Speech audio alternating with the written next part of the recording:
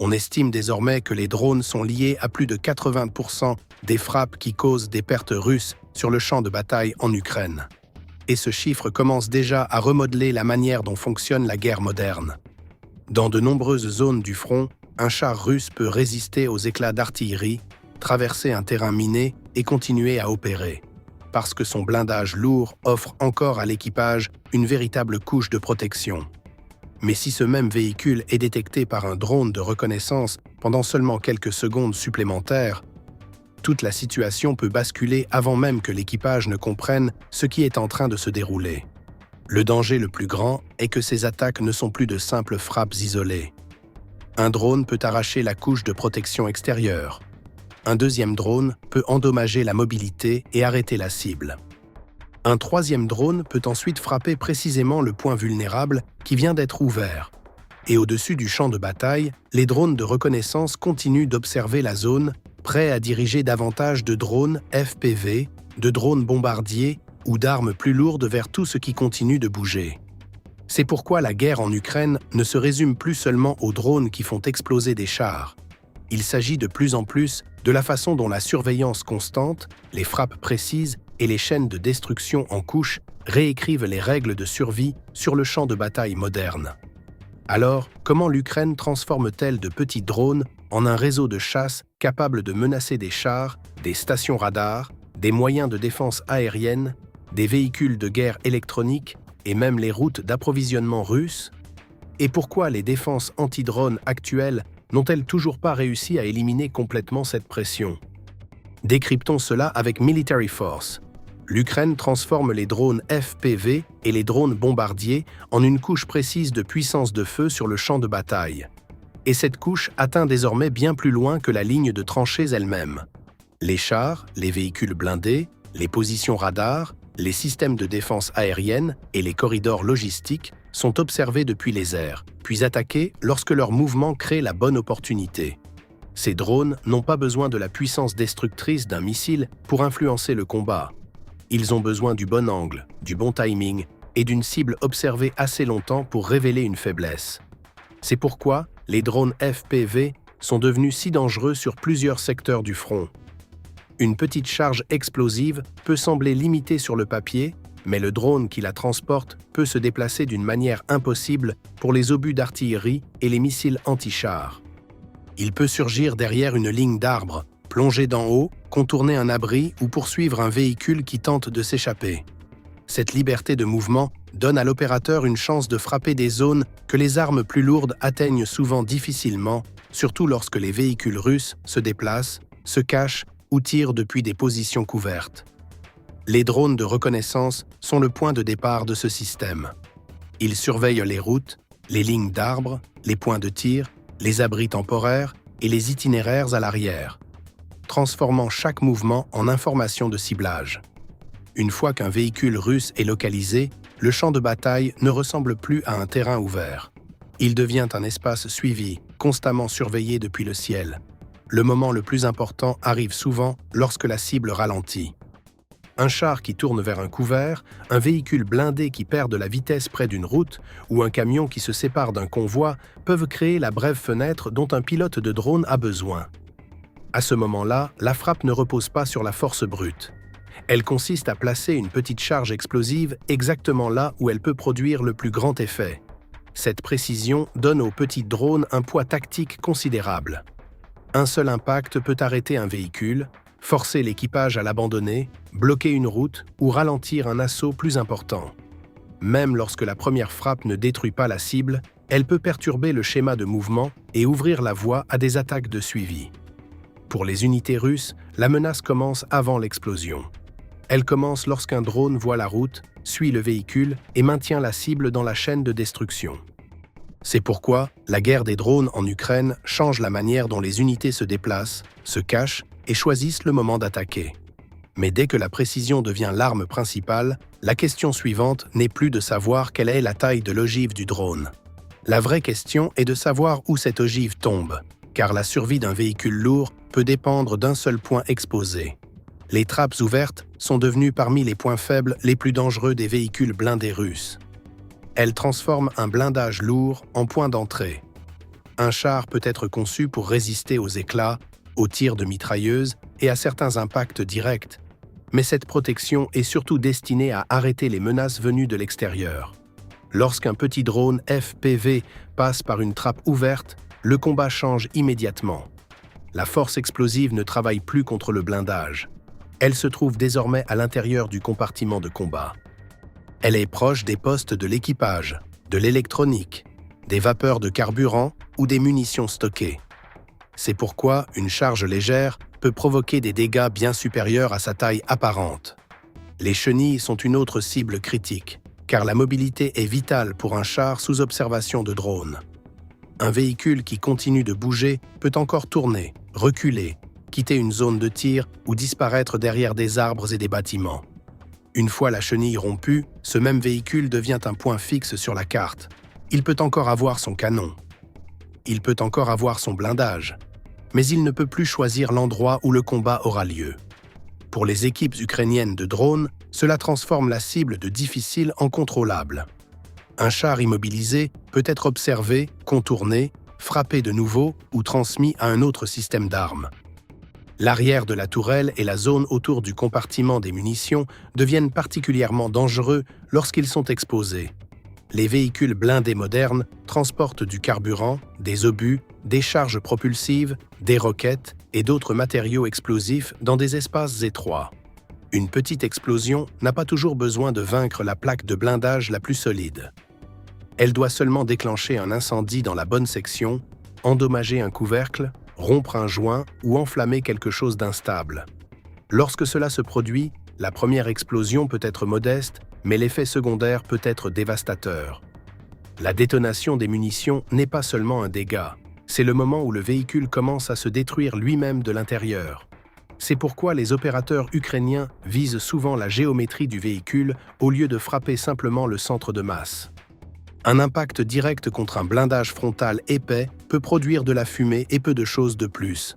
Un impact dans une ouverture, une trappe, un angle arrière ou une partie latérale inférieure peut donner un résultat totalement différent. Le drone ne se comporte pas comme un obus traditionnel volant selon une trajectoire fixe. Il peut s'ajuster dans les dernières secondes, suivre la cible et chercher l'angle où la disposition du blindage est la plus faible. Les véhicules blindés de transport de troupes, les transporteurs MTLB et les véhicules de soutien sont encore plus vulnérables que les chars. Ils transportent souvent des troupes, des provisions, des mines, des munitions ou du carburant dans des compartiments qui ne sont pas scellés comme une tourelle de char. Les portes arrière, les ouvertures de toit, les interstices latéraux et les espaces de chargement peuvent devenir des points d'entrée pour un drone ou une munition larguée. Si le véhicule est stationné sous des arbres, caché près d'une route ou en mouvement dans un convoi, il peut encore sembler protégé depuis le sol. Mais vu d'en haut, cet agencement ouvert peut se transformer en cible. L'effet devient encore plus important lorsque le premier véhicule d'un convoi est touché. Une colonne dépend des distances, de la vitesse et de la direction. Si le véhicule de tête s'arrête, prend feu ou bloque une route étroite, les véhicules derrière lui doivent réagir en quelques secondes. Certains freinent, d'autres tournent, et d'autres encore se séparent et exposent leurs flancs. Cette confusion donne aux drones ukrainiens plus de temps pour observer. Elle donne aussi aux pilotes FPV davantage de cibles parmi lesquelles choisir. Ce qui commence comme une seule frappe précise peut se transformer en désorganisation de toute la formation. L'ensemble du convoi peut se retrouver piégé dans une zone de destruction surveillée avec moins de choix sûrs. L'Ukraine ne détruit pas seulement le blindage. Elle exploite les limites de conception que chaque véhicule blindé apporte au combat. Les trappes, les chenilles, les compartiments arrière, les zones de munitions et les distances entre véhicules dans un convoi deviennent tous des points faibles dès que le ciel observe. Mais à mesure que la Russie ajoute des cages de protection, des filets anti-drones et du camouflage autour de ces zones vulnérables, l'Ukraine doit aller au-delà du seul impact parfait et construire des attaques en couches connectées.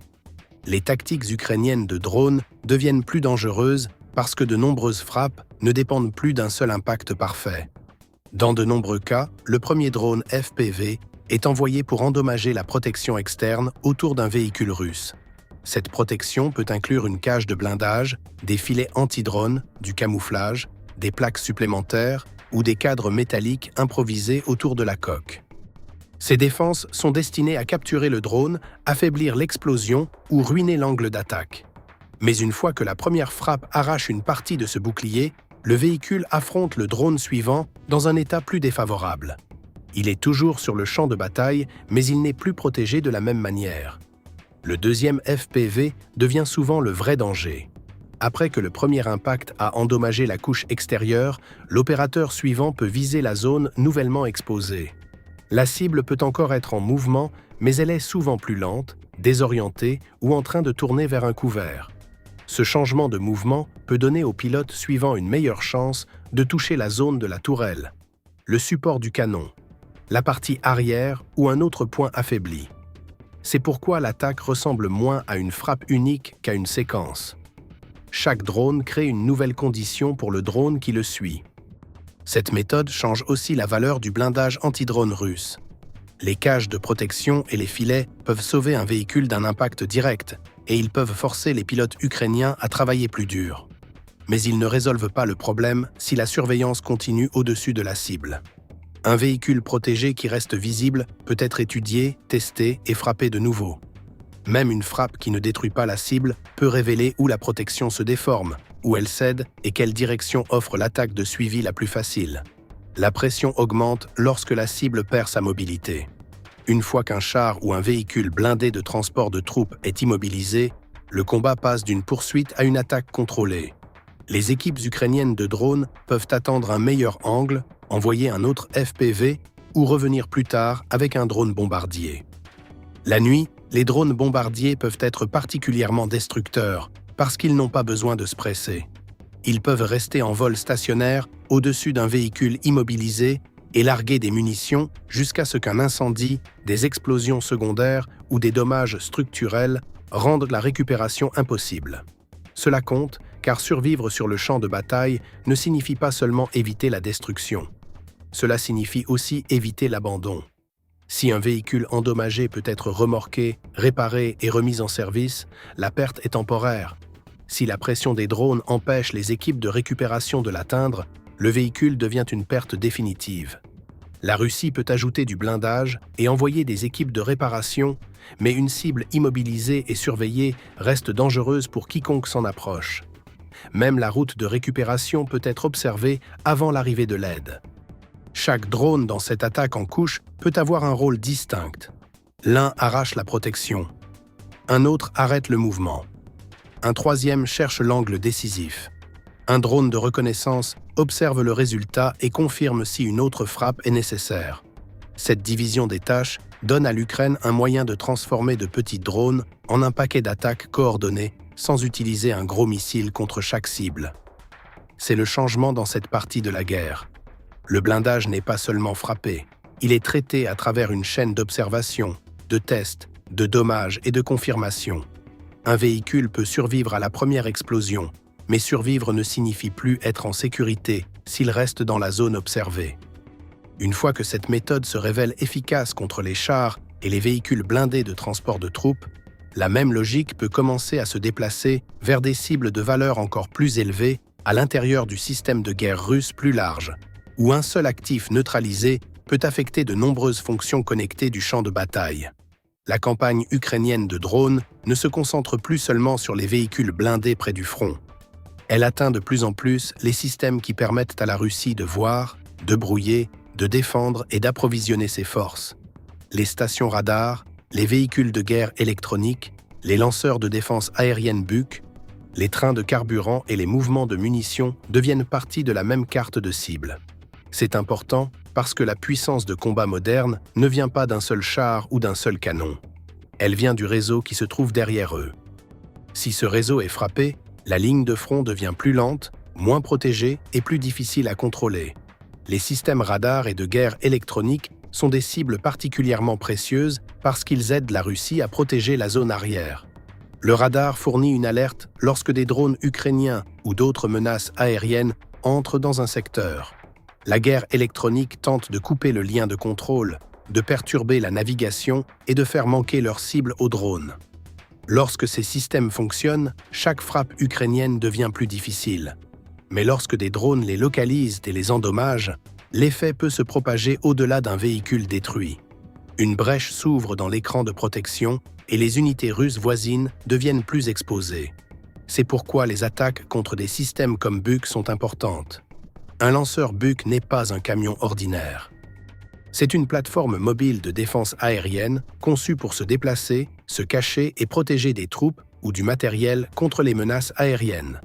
Il a une valeur tactique plus élevée et une protection supérieure à celle de nombreux véhicules de l'arrière. Un petit FPV ne peut pas toujours le détruire en une seule frappe, surtout si le système est en mouvement ou protégé par la guerre électronique. Mais si le drone endommage la mobilité, une antenne, la section de lancement ou la zone de l'équipage, la cible peut perdre son principal avantage. Une fois arrêtée, elle devient plus facile à suivre et plus difficile à sauver. La même logique s'applique à la logistique russe. Le carburant et les munitions peuvent sembler moins spectaculaires que les chars dans une vidéo, mais ils déterminent combien de temps une force peut continuer à combattre. Un train transportant du carburant ou des obus peut déplacer rapidement de grandes quantités à travers un territoire occupé. Cela le rend efficace, mais cela le rend aussi dangereux lorsqu'il est suivi par des drones. Un impact précis sur un wagon-citerne peut déclencher un incendie. Une frappe près de munitions peut provoquer une réaction en chaîne. Le résultat n'est pas seulement une ligne ferroviaire en feu. Cela peut aussi signifier des livraisons retardées, des stocks perdus, des routes bloquées et une pression accrue sur la planification du transport russe. Ces frappes créent aussi un fardeau psychologique et opérationnel. Si les équipes radars, les unités de défense aérienne et les unités logistiques pensent pouvoir être observées loin derrière la ligne, elles doivent se déplacer plus prudemment. Elles peuvent se cacher plus longtemps, changer de route, réduire l'activité radio ou attendre des conditions plus sûres. Chaque petit retard peut affaiblir le rythme d'une opération plus vaste. Une unité au front peut avoir besoin de carburant, d'obus ou de couverture anti-aérienne à une heure précise. Si ce soutien arrive en retard, l'assaut perd son élan. C'est le sens plus large de l'élargissement de la liste de cibles ukrainiennes pour les drones. Le champ de bataille n'est plus nettement divisé entre le combat de première ligne et la sécurité de l'arrière. Lorsque les radars, la guerre électronique, la défense aérienne et la logistique sont frappés à répétition, la pression se propage à tout le système de combat russe. Mais toutes les cibles de haute valeur ne peuvent pas être détruites par un petit FPV seul. C'est pourquoi l'Ukraine doit connecter les drones à des couches de puissance de feu plus lourdes lorsque la cible exige davantage de force au moment décisif. Certaines cibles sur le champ de bataille sont trop solides, trop protégées ou trop précieuses pour qu'un drone FPV standard les détruise seul. Une petite ogive peut endommager le blindage, casser de l'équipement exposé ou arrêter le mouvement, mais elle peut ne pas suffire contre un site radar durci, un véhicule de guerre électronique protégé ou un système de défense aérienne placé sous couvert. C'est là que le drone de reconnaissance devient encore plus important. Il ne se contente pas de trouver la cible. Il maintient la cible dans l'image du combat jusqu'à ce qu'une arme plus puissante puisse être utilisée. Un drone de reconnaissance peut observer la même zone pendant longtemps et transformer une cible mobile en problème fixe pour les forces russes. Il peut suivre un véhicule lorsqu'il entre dans une ligne d'arbres, confirmer si l'équipage est encore actif et suivre toute tentative de changement de position. Plus important encore, il peut transmettre des coordonnées à l'artillerie à roquettes ou à d'autres unités de frappe dotées d'une puissance destructrice plus importante. Dans ce type d'opération, le drone n'est pas l'arme finale. Il est l'œil qui rend l'arme finale précise. L'artillerie à roquettes devient précieuse lorsque la cible est protégée contre les attaques de petits drones, mais n'est pas construite pour survivre à une explosion plus lourde. Une puissante station de guerre électronique peut être conçue pour brouiller les drones entrants. Une position de défense aérienne peut être couverte par du camouflage et soutenue par des troupes proches. Un véhicule radar peut être soigneusement stationné pour réduire son exposition.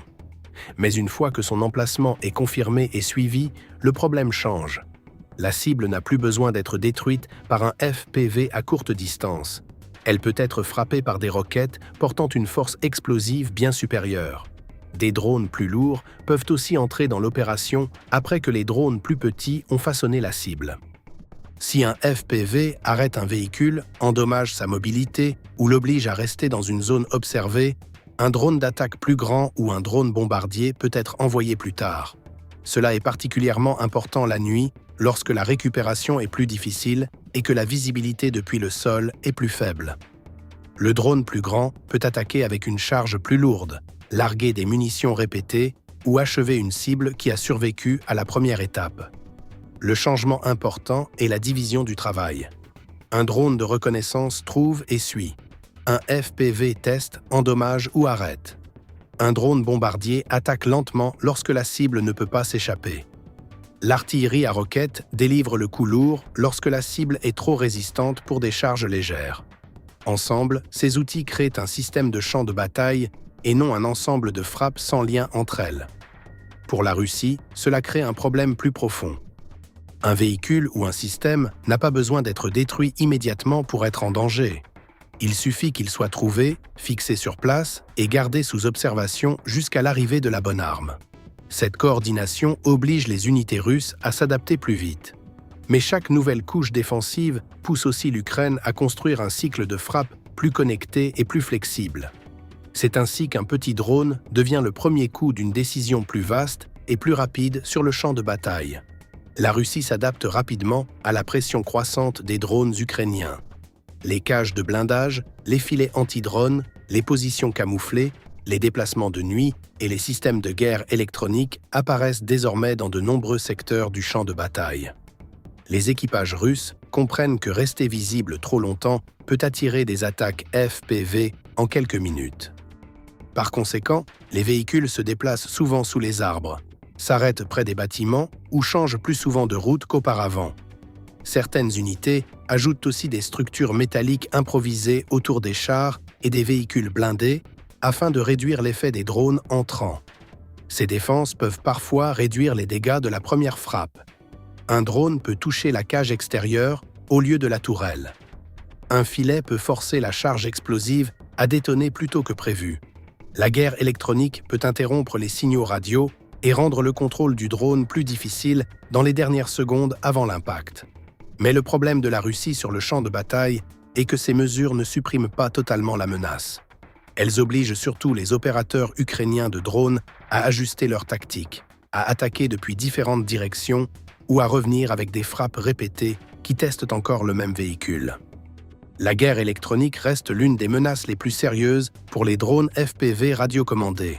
Si le signal est bloqué, retardé ou perturbé, l'opérateur peut perdre le contrôle avant que le drone n'atteigne la cible.